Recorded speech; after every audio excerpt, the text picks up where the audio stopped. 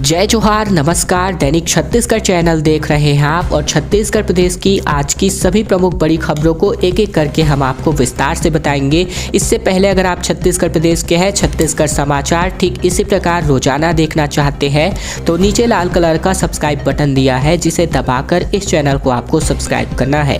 पहली बड़ी खबर आ रही है, छत्तीसगढ़ में 51वां विधायक लाने की तैयारी की जा रही है। इसी सत्र में एंग्लो इंडियन विधायक को मनोनीत करेगी सरकार। 3 साल से ये पोस्ट खाली जा रही है। 90 सीटों वाली छत्तीसगढ़ विधानसभा में 51वां विधायक लाने की तैयारियां शुरू हो चुकी है। सरकार एंग्लो इंडियन के समाज के प्रतिनिधि के तौर पर एक विधायक मनोनीत करने जा रही है। यह नियुक्ति 3 साल से नहीं हो पाई है। बताया जा रहा है कि छत्तीसगढ़ के विधानसभा के बजट सत्र में नए विधायक को शपथ दिलाई जाएगी। विधानसभा के लिए 2018 में हुए चुनाव में कांग्रेस भारी बहुमत से जीतकर सत्ता में लौटी थी। भारी बहुमत की वजह से मंत्रिमंडल के गठन और दूसरी राजनीतिक नियुक्तियों की वजह से कांग्रेस को भारी मशक्कत करनी पड़ रही थी। इस बीच में पार्टी एंग्लो इंडियन विधायक की नियुक्तियों के लिए भी प्लानिंग शुरू की गई थी। आधा दर्जन से अधिक दावेदार इसके लिए सक्रिय भी हुए थे, लेकिन उस समय सरकार ने इसे टाल दिया था। अब वापस से सरकार 3 साल पूरे होने के बाद कवायद फिर शुरू कर रही है। बताया जा रहा है कि कम से कम 2 दावेदारों ने हाल ही में मुख्यमंत्री बघेल से इस बारे में मुलाकात की है और इस मुद्दे को लेकर हाईकमान से चर्चा करने वाले हैं मुख्यमंत्री। उनके अनुमोदन के बाद जल्द ही इसकी नियुक्ति की प्रक्रिया शुरू हो जाएगी और इस नियुक्ति के बाद सदन में कांग्रेस विधायकों की संख्या बढ़कर 71 हो जाएगी। छत्तीसगढ़ राज्य गठन के बाद से लेकर अब तक विधानसभा में किसी एक दल के विधायकों की यह सबसे बड़ी संख्या होगी। छत्तीसगढ़ में एक बार फिर से ठंड बढ़ने जा रही है। अधिकांश जगहों में बारिश के बाद घना कोहरा छाया हुआ है। हालांकि अगले 2 दिनों में तापमान 5 डिग्री तक गिर सकता है। पश्चिमी विक्षोभ के प्रभाव की वजह से उठी चक्रवाती हवाओं की वजह से छत्तीसगढ़ का मौसम बदला है। बीती रात प्रदेश के अधिकांश हिस्सों में हल्की से लेकर मध्यम स्तर की वर्षा हुई है और बरसात के बाद सुबह घना कोहरा भी देखने को मिला है। मौसम विभाग का अनुमान है कि पिछले 2 दिनों से अगले 2 दिनों में प्रदेश का न्यूनतम तापमान 4 से लेकर 5 डिग्री सेल्सियस नीचे गिरेगा। मौसम विभाग ने 9 फरवरी की रात में वर्षा की संभावना जताई थी और जिसके बारे में आपको अपडेट भी दिए थे। और ऐसे में बुधवार रात 10 बजे के बाद अधिकांश क्षेत्रों में बरसात हो गई है। ऐसे में पेंड्रा रोड, बिलासपुर, कोरिया और अंबिकापुर में 20 मिनट से आधे घंटे तक वर्षा हुई है और आधी रात के बाद रायपुर में भी बरसात हुई है। मौसम विभाग ने सुबह 8 बजे तक की वर्षा रिकॉर्ड की है। इसके मुताबिक सबसे अधिक 12.5 मिलीमीटर वर्षा जो है पेंड्रा रोड में रिकॉर्ड की गई है, जबकि राजनांदगांव में 8.5 मिलीमीटर, जबकि रायपुर में 8, तो वही बिलासपुर में 5.5 के तकरीबन और दुर्ग में 4.5, तो वही अंबिकापुर में 2.5 मिलीमीटर के लगभग बारिश रिकॉर्ड की गई है। इसके अलावा जगदलपुर में वर्षा नहीं हुई है। सैटेलाइट तस्वीरों से यह भी पता चलता है कि रायपुर सहित कुछ क्षेत्रों में अब भी हल्के बादल छाए हुए हैं और अधिकांश हिस्सों का मौसम बरसात के तुरंत बाद साफ हो चुका था और सुबह घने कोहरे की चादर दिखी। इसकी वजह से यात्रा करने में भी मुश्किलों का सामना करना पड़ा है। इसके अलावा आपको बता दें कि आने वाले 2 दिनों में तापमान 4 से लेकर 5 डिग्री सेल्सियस नीचे गिरेगा, जिससे ठंड में काफी बढ़ोतरी होगी। देर से दफ्तर आने वाले जो कर्मचारी अधिकारी हैं वो उनको नापा जा रहा है। रायगढ़ में बात करें तो 42 अफसरों और कर्मचारियों का 1 दिन का वेतन कटने जा रहा है, जबकि इसके लिए कर्मचारियों का प्रदर्शन भी सामने आ रहा है। बोले नया समय इन्हें मंजूर नहीं। दरअसल छत्तीसगढ़ में सरकारी दफ्तरों के टाइम टेबल में बदलाव का साइड इफेक्ट दिखने लगा है। मुख्यमंत्री की 5 डे वीक की घोषणा के बाद खुशी मना रहे कर्मचारी अफसर अब विरोध में उतर आए हैं। इसके अलावा गुरुवार को कर्मचारियों ने अपना प्रदर्शन भी किया और कहा कि नया समय उन्हें मंजूर नहीं है। फिर से पुराना सिस्टम लागू हो और वही समय नहीं मिलने पर जो अफसर और कर्मचारी है इनके एक दिन का वेतन जो है काटा गया है। और ऐसे में सरकारी दफ्तर को सुबह 10:30 बजे से खोलने की जगह अब 10 बजे कर दिया गया है, लेकिन अफसर और कर्मचारी अब भी पुराने समय पर ही पहुंच रहे हैं। इस पर कलेक्टर भीम सिंह के निर्देश पर एडीएम आर.के. कुरुवंशी ने कार्यालयों का निरीक्षण कर निकल पड़े थे और ऐसे में खाद्य विभाग, साथ ही साथ खनिज विभाग, अल्प बचत विभाग, भू अभिलेख विभाग, कोषालय विभाग, राजस्व स्थापना विभाग, इसके अलावा नजूल व आवक जावक शाखा विभाग, भू अर्जन विभाग, आबकारी विभाग, सहकारिता विभाग और आदिवासी विकास विभाग सहित तमाम कार्यालय यहीं पर खाली मिले हैं, जिसके बाद से इनको कारण बताओ नोटिस और साथ ही साथ 1 दिन का वेतन इनका काटा गया है। छत्तीसगढ़ के स्वास्थ्य सेवाओं में और भी होगा विस्तार। 338 करोड़ रुपए की वार्षिक कार्य योजना को स्वीकृति मिल गई है। मुख्य सचिव अमिताभ जैन की अध्यक्षता में मंत्रालय महानदी भवन में 15वें वित्त आयोग के माध्यम से स्वास्थ्य अनुदान के क्रियान्वयन के लिए गठित की गई राज्य स्तरीय समिति की बैठक संपन्न हुई है। भारत सरकार द्वारा 15वें वित्त आयोग के तहत राज्य के 338 करोड़ रुपए के प्रस्तावों को स्वीकृति प्राप्त हुई है। मुख्य सचिव अमिताभ जैन ने राज्य में बेहतर स्वास्थ्य सेवाएं उपलब्ध कराने की दिशा में विस्तृत कार्य योजना तैयार करने का निर्देश जारी किया है। स्वीकृत कार्य योजना के तहत भवन विहीन उप स्वास्थ्य केंद्र, प्राथमिक स्वास्थ्य केंद्र, सामुदायिक स्वास्थ्य केंद्र के निर्माण, विभिन्न जांच परीक्षण सुविधाओं का सुदृढ़ीकरण, इसके अलावा विभिन्न संदर्भ केंद्र, ग्रामीणों एवं शहरी क्षेत्रों में कार्यरत हेल्थ एंड वेलनेस सेंटर का उन्नयन, शहरी क्षेत्रों में विशेषज्ञ चिकित्सा सहायता के लिए शहरी पॉलिक्लिनिक की स्थापना, इसके अलावा विशेषज्ञ सेवाओं की उपलब्धता के लिए कार्य किए जाएंगे।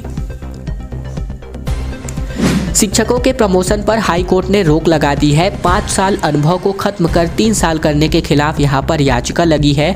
डिवीजन बेंच ने शासन को 2 सप्ताह के भीतर जवाब तलब किया है। दरअसल छत्तीसगढ़ हाई कोर्ट ने टीचर और हेड मास्टरों के प्रमोशन पर आगामी आदेश तक रोक लगा दिया है। दरअसल राज्य शासन ने प्रमोशन के लिए 5 साल के अनुभव को खत्म कर 3 साल कर दिया है। इसके चलते सीनियर टीचर से लेकर पहले जूनियर टीचर प्रमोशन के पात्र हो गए हैं। शासन से इस फैसले के खिलाफ याचिका पर हाई कोर्ट ने 2 सप्ताह के भीतर जवाब तलब किया है। छत्तीसगढ़ स्कूल शिक्षा विभाग के सेवा भर्ती और पदोन्नति नियम 2019 नियम बनाया गया है। ऐसे में इस नियम के लागू होने से पहले शिक्षकों के लिए प्रमोशन के लिए 5 साल का अनुभव अनिवार्य था और नए नियम लागू होने के बाद इसे खत्म कर 3 साल कर दिया गया है। शिक्षक नीलम कुमार और अन्य ने अधिवक्ता अजय श्रीवास्तव के माध्यम से हाई कोर्ट में याचिका दायर कर दी है, जिसमें शासन के नियम को चुनौती दी गई है। हाई कोर्ट के चीफ जस्टिस अरूप कुमार गोस्वामी और जस्टिस एनके चंद्रवंशी की डिवीजन बेंच ने आगामी आदेश तक शिक्षक और हेड मास्टर प्राथमिक शाला की पदोन्नति पर रोक लगाते हुए शासन को नोटिस करके जवाब तलब किया है। प्रदेश में 2 दिन से रजिस्ट्री बंद होने की वजह से 40% छूट की गाइडलाइन सॉफ्टवेयर में अपडेट नहीं हो पाई है और इसकी वजह से छत्तीसगढ़ सरकार को कई करोड़ों रुपए का नुकसान हुआ है। दरअसल राज्य सरकार ने जमीन की रजिस्ट्री में नई गाइडलाइन दर पर 40% तक छूट देने की घोषणा की है। सरकार की घोषणा मंगलवार से लागू कर दी गई है और ऐसे में रजिस्ट्री कार्यालय में गाइडलाइन की नई दरें सॉफ्टवेयर में अपडेट नहीं होने की वजह से रजिस्ट्री कार्य मंगलवार से आगामी दिन तक पूरे दिन ठप रहा और ऐसे में बता दें दर्जनों लोगों का अपॉइंटमेंट भी इसी वजह से रद्द भी हो गया। जानकारी के मुताबिक जिन लोगों की रजिस्ट्री मंगलवार बुधवार को अटक गई उनकी रजिस्ट्री अब सॉफ्टवेयर अपडेट होने के बाद ही हो सकेगी। इनमें कम से कम 2 से 3 दिन का समय लग सकता है। ऐसे में रजिस्ट्री कार्यालय से प्राप्त जानकारी के मुताबिक लगभग 240 लोगों का ऑनलाइन अपॉइंटमेंट दिया गया था और गौरतलब है कि रजिस्ट्री कार्यालय की सॉफ्टवेयर अपडेट नहीं होने की वजह से RDA, हाउसिंग बोर्ड जैसे सरकारी प्रोजेक्ट की रजिस्ट्री हुई और शेष रजिस्ट्रियां अटकी रही।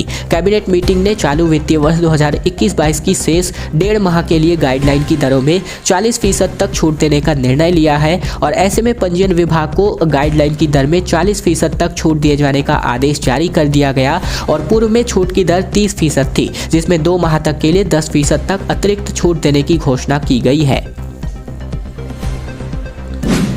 आप देख सकते हैं वीडियो के माध्यम से अरपा महोत्सव की झलकियां, जहां पर इस बार अरपा महोत्सव पूरी तरीके से रहा फीका क्योंकि कोई भी बड़े नेता यहां पर मंच पर नहीं पहुंचे। छत्तीसगढ़ के 28वें जिले गौरेला पेंड्रा मरवाही का दूसरा स्थापना दिवस पेंड्रा के मल्टीपर्पज स्कूल ग्राउंड में आयोजन किया गया और ऐसे में मुख्यमंत्री भूपेश बघेल की घोषणा के अनुसार हर साल 10 फरवरी को जिले के गठन के दिन अरपा महोत्सव के रूप में मनाए जाने का ऐलान किया गया था और इसका आयोजन बीते दिन किया गया, पर इस बार इसका आयोजन फीका हुआ नजर आया क्योंकि जहां दोनों ही मुख्य अतिथि विधानसभा अध्यक्ष डॉक्टर चरदास महंत और जय सिंह अग्रवाल मंत्री नहीं पहुंचे, तो वहीं केवल स्थानीय विधायकों डॉक्टर के ध्रुव और डॉक्टर रेणु जोगी के मुख्य अतिथि में जिला पंचायत अध्यक्ष अरुण चौहान, राज्य युवा आयोग के सदस्य उत्तम वासुदेव, अनुसूचित जनजाति आयोग की सदस्य अर्चना पोर्ते सहित स्थानीय नेताओं की उपस्थिति अरपा महोत्सव का आयोजन किया गया, जिसमें लोगों की भीड़ काफी कम दिखाई दी और आयोजन स्थल पर आधे से अधिक कुर्सियां खाली ही पड़ी दिखाई दी है। तो इसके अलावा अगर मैं बात करूं तो आयोजन जो है पिछले वर्ष की तुलना में काफ़ी फीका रहा और आयोजन में भीड़ भी काफ़ी फीकी रही। इसके अलावा लोगों के अपेक्षा अनुसार पिछले साल की तुलना में आयोजन काफ़ी कम भीड़ के मद्देनज़र किया गया।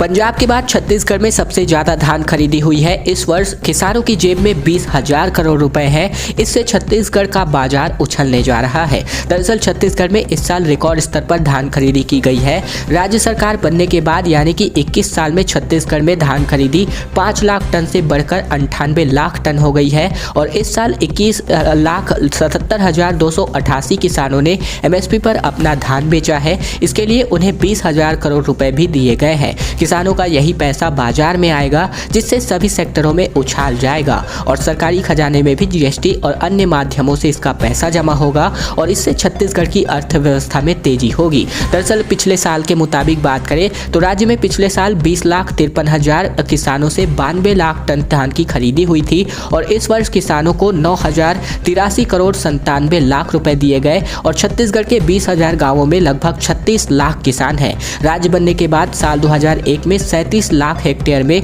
23 लाख टन धान का उत्पादन हुआ था, जबकि सिर्फ 4,63,000 टन ही धान खरीदा गया था। इसके बाद धान का उत्पादन बढ़ने के साथ ही खरीदी भी बढ़ती गई और साल 2007-08 में बात करें तो 58 लाख टन धान का उत्पादन हुआ, जिनमें से सिर्फ 31,57,000 टन धान की खरीदी हुई। इसी वर्ष अगर मैं बात करूं तो ये रकबा लगातार बढ़ता गया और इस वर्ष की अगर मैं बात करूं तो 24,06,560 किसानों ने पंजीयन कराया था और लगभग धान खरीदी केंद्रों की संख्या बढ़कर अब जो है 2,484 हो गई है। छत्तीसगढ़ में आज के कोरोना के ताज़ा आंकड़ों की बात करें तो बीते 24 घंटे में कुल मिलाकर के 37,448 लोगों के टेस्ट हुए हैं। इनमें से 1,008 लोगों की रिपोर्ट पॉजिटिव आई है और वर्तमान में कुल सक्रिय मरीजों की संख्या घट करके 9,897 पर जा पहुंची है। छत्तीसगढ़ में आज कुल मिलाकर 7 लोगों की मौत हुई है, जिसमें कोविड-19 की वजह से कोई भी मौतें नहीं हुई है, रिकॉर्ड हुई है। तो ये एक बहुत अच्छी राहत देने वाली खबर है। कोमॉर्बिडिटी यानी कि अन्य वजहों की वजह से यानी कि एक्सीडेंट्स या फिर अन्य कारणों की वजह से स्वास्थ्य संबंधी शिकायतों की वजह से कुल मिलाकर 7 लोगों की मौत पूरे छत्तीसगढ़ में हुई है। कोमॉर्बिडिटी की वजह से 7 जबकि कोरोना की वजह से एक भी मौतें छत्तीसगढ़ में रिकॉर्ड नहीं हुई है, जो राहत की बात है। भूमकाल दिवस पर कांकेर में एक बड़ी रैली का आयोजन हुआ। मुठभेड़ को लेकर आदिवासियों के निशाने पर आईजी और जवान सामने आ रहे हैं। बोले दोषियों पर कार्यवाही करो नहीं तो होगा आंदोलन। दरअसल छत्तीसगढ़ में आदिवासी समुदाय ने गुरुवार को भूमकाल दिवस मनाया। बस्तर संभाग के कोने कोने से पहुंचे हजारों की संख्या में आदिवासी कांकेर की सड़कों पर उतर आए। हाथों में बैनर और तख्ती लिए समुदाय लोगों के नारेबाजी करते हुए पूरे शहर में घूमे। बस्तर की समस्याओं के साथ साथ नक्सल मुठभेड़ को लेकर उनके निशाने पर जवान और रहे। इसके अलावा साथ ही साथ ग्रामीणों ने सरकार को चेतावनी भी दी है। कहा कि अगर फर्जी मुठभेड़ में शामिल अफसरों और जवानों पर कार्यवाही नहीं होती है तो वो और भी बड़ा भीषण आंदोलन करेंगे।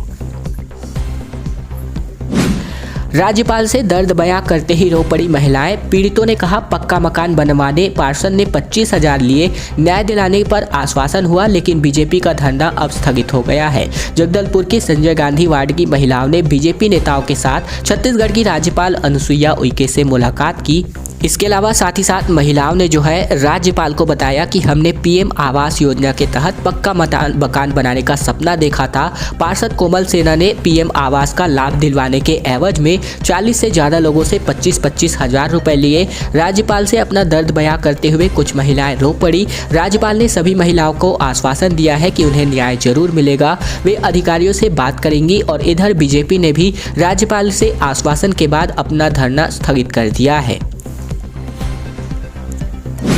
उत्तराखंड में प्रचार करेंगे टीएस सिंहदेव। हरीश रावत के क्षेत्र का जिम्मा कांग्रेस ने सीएम भूपेश बघेल और मंत्री जयसिंह अग्रवाल को स्टार प्रचारक नियुक्त किया है। छत्तीसगढ़ के स्वास्थ्य मंत्री टीएस सिंहदेव उत्तराखंड चुनाव में कांग्रेस का प्रचार करने निकल गए हैं। उनको पूर्व मंत्री हरीश रावत के विधानसभा क्षेत्र के लाल कुआं में लगाया गया है। सिंहदेव अगले कुछ दिनों तक नैनीताल और हल्द्वानी में रहेंगे और वहां कैंप करेंगे। कांग्रेस ने उत्तराखंड विधानसभा चुनाव में छत्तीसगढ़ के मुख्यमंत्री भूपेश बघेल और राजस्व मंत्री जयसिंह अग्रवाल को स्टार प्रचारक बनाया है। कुछ और नेताओं को विभिन्न विधानसभा क्षेत्रों में प्रचार संयोजन आदि की जिम्मेदारी मिली है और इस बीच कांग्रेस के राष्ट्रीय महासचिव केसी वेणुगोपाल के जरिए हाईकमान ने टीएस सिंहदेव को भी महत्वपूर्ण जिम्मेदारी सौंप दी है। बताया जा रहा है कि सिंहदेव मुख्य रूप से पूर्व मुख्यमंत्री और हरीश रावत के क्षेत्र में प्रचार करेंगे। दोस्तों, आज की खबरों का सिलसिला बस यहीं तक का था। वीडियो पसंद आए तो नीचे लाइक बटन है, जिसे दबाकर इस वीडियो को आपको बहुत ही छोटा सा लाइक कर देना है। नीचे लाल कलर का सब्सक्राइब बटन भी दिया है जिसे दबाकर इस चैनल को आपको सब्सक्राइब करना है ताकि प्रतिदिन की महत्वपूर्ण खबरें छत्तीसगढ़ समाचार हम आप तक पहुंचा सके। तो चैनल को सब्सक्राइब कीजिएगा।